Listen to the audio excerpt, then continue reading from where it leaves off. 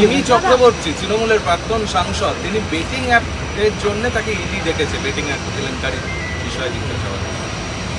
যদি তিনি যুক্ত থাকেন তো ইডি ডাকবে, এটাই স্বাভাবিক। আমি তো আগেই বলেছিলাম তৃণমূল হচ্ছে নোংরা নর্দমা। আপনি যদি কোনো মিনারেল ওয়াটারের বোতল খুলে জল নর্দমায় ঢালেন, সেই জল তো আর মিনারেল ওয়াটার থাকে না, নর্দমার জলে রূপান্তরিত হবে। তৃণমূল কংগ্রেস এরকমই দল, ওখানে দেব থাকুক আর মিমি থাকুক বা শুভশ্রী থাকুক বা অন্য কেউ থাকুক, যেই যাবে সেই চোর হবে। চোরেদের দলে আবার অন্য কিছু হয় না, সাধুদের তো এন্ট্রি নেই। চোরেদের দলে ওটাই লাগবে, আই কার্ড। ওটা আই কার্ড নিয়ে তবে না আপনি ঢুকবেন। আমরা এখানে গেছি প্রক্সিমিটি কার্ড আছে, তো তৃণমূলে ঢুকতে গেলে চোরেদের কার্ড। নমস্কার বন্ধুরা, আমার নাম ধ্রুবজ্যোতি সরকার। তৃণমূল হচ্ছে নোংরা নর্দমা। মিমি চক্রবর্তীকে ইডির তলব প্রসঙ্গে বিস্ফোরক সুকান্ত। কলকাতায় আতঙ্কের নাম গুলশান কলোনি। অনুপ্রবেশ ও গুলশান কলোনি নিয়ে কটাক্ষ সুকান্তর। শুনুন আরো কি বললেন কেন্দ্রীয় প্রতিমন্ত্রী। অসম থেকে অনুপ্রবেশ মুক্ত করার ডাক দিয়েছেন প্রধানমন্ত্রী, কিন্তু আমরা দেখি আমাদের এ রাজ্যে অনুপ্রবেশকারীদের জামাই আদর তৃণমূলের। দেখুন, অনুপ্রবেশ এমন একটি সমস্যা, এই সমস্যা ধীরে ধীরে কিন্তু ক্যান্সারে রূপান্তরিত হচ্ছে। সেজন্য অনুপ্রবেশ সমস্যার সমাধান করে, এর মধ্যে জাতি ধর্ম দেখার বিষয় নেই। যারা মুসলিম, ভারতীয় মুসলিম, তারা ভারতবর্ষেই থাকবে এবং ভারতের সংবিধান তাদেরকে সেই অধিকার দিয়েছে। কিন্তু যারা অনুপ্রবেশকারী মুসলিম, তাদেরকে ভারতবর্ষ ছেড়ে, অর্থাৎ যাদের দেশ বাংলাদেশ বা মায়ানমার, তারা এই দেশে ঢুকে পড়েছে, তাদের তো এই দেশে থাকার কোনো অধিকার নেই। ভারতীয় মুসলিমদের এই দেশে থাকার অধিকার আছে, কিন্তু ভারতের বাইরে থেকে যে মুসলিমরা ঢুকেছে তাদের এই দেশে থাকার কোনো অধিকার নেই। আমরা দেখেছি কয়েকদিন আগে ঘটনা গুলশান কলোনিতে, সেখানে বলা হয় 3000 থেকে 5000 ভোটার, অথচ অধিবাসী হচ্ছে 2 লক্ষ। এই 2 লক্ষ তারা কারা?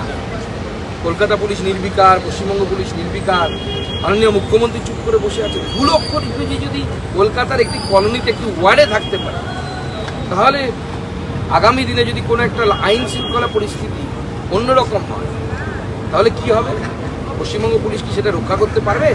পারছে না। সেই জন্য তো উর্দু কবিতার যে আসর, যাকে যেখানে জাভেদ আখতারকে ডাকা হয়েছিল, সেটা ক্যান্সেল করতে হলো, কারণ পুলিশ পারছে না। এদের সামনে পুলিশ বারবার স্যারেন্ডার করছে। সুকান্ত, আপনি গুলশান কলোনির কথা বললেন। তৃণমূল এই মুহূর্তে সেখানে মহামিছিল করছে, অথচ তৃণমূলের নেতারাই গোটা ঘটনার সঙ্গে জড়িত। মহামিছিলটা কে কার বিরুদ্ধে করছে সেটা বলতে বলুন। কাউন্সিলর 108 নম্বর ওয়ার্ডে, তিনি বিধায়কের বিরুদ্ধে করছেন নাকি বিধায়ক কাউন্সিলরের বিরুদ্ধে করছেন? কে কার বিরুদ্ধে সেটা তো স্পষ্ট করে বলতে বলুন। আর সবার আগে বলুন যে ওই মিছিলে কজন ভারতীয় নাগরিক আছে আর কজন অনুপ্রবেশকারী আছে, সেটাও তো সবার আগে স্পষ্ট হওয়া উচিত পশ্চিমবঙ্গবাসীর কাছে। আজকে একটা খতিয়ান দিচ্ছেন, এসএসসিতে ভিন রাজ্য থেকে প্রায় 40,000-এর বেশি পরীক্ষার্থী এসেছে। কটাক্ষ করে দত্ত বসু বলছেন যে ডাবল ইঞ্জিন সরকারের ব্যর্থতা নাকি সাফল্য, এই খতিয়ানি তার প্রমাণ দিচ্ছে। কি বলবেন? মাননীয় দত্ত বসুকে বলুন যে পশ্চিমবঙ্গ থেকে পরিযায়ী শ্রমিক এক একটা জেলায় এর থেকে বেশি আছে। অন্য রাজ্যে কাজ করতে গিয়ে গেছে, আমার জেলা থেকে এর থেকে বেশি লোক আছে, একটা জেলা। বাকি তো ছেড়ে দিন।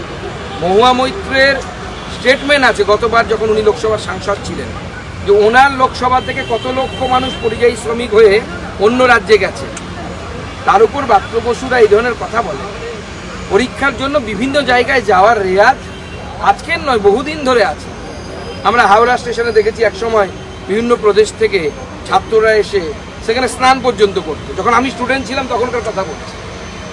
তো এটাকে আলাদা করে দেখানোর কোনো প্রয়োজন নেই।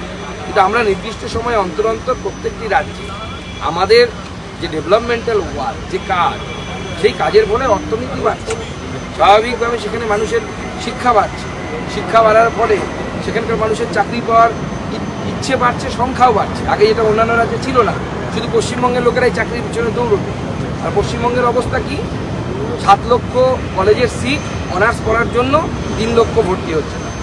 যে কলকাতার কলেজগুলোতে একসময় লাইন দিয়ে ফর্ম ফিল আপ করতে হতো, সেই কলেজগুলোতে অনার্সের সিট ফাঁকা থাকছে।